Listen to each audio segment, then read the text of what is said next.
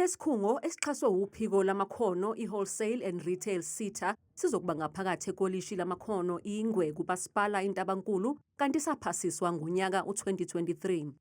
As the Wholesale and Retail SETA, we are delighted to collaborate once again with the Department of Higher Education and Training and Ingwe TVET College towards construction of the skills development facility that will create employment opportunities mainly for youth and empower them to participate in the supply chain of many markets such as agriculture, agro-processing, logistics, wholesale and retail. Lesikhungo sizoba isizinda semkhiqizo yenzangu. With the hemp, you could even be able to build dashboard for cars, you could build furniture, you could build a number of things with the hemp.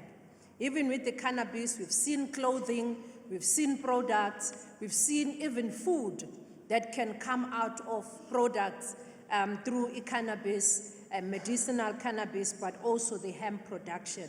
Uma sesiphothuliwe sizohlinzeka abafundi bekolishi ingwe TVET ngamakhono ezolwazi ukuxhumana nobuchwepheshe.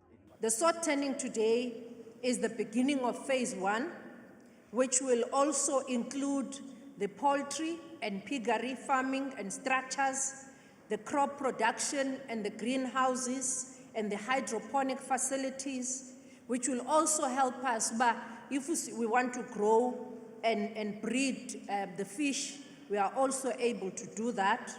Kule minyaka yezemali emhlanu i-Wholesale and Retail SETA ichithe imali eyingxenye yesigidi samarandi yakha iphinde ilungise izindawo zobuchwepheshe emakolishi amakhono.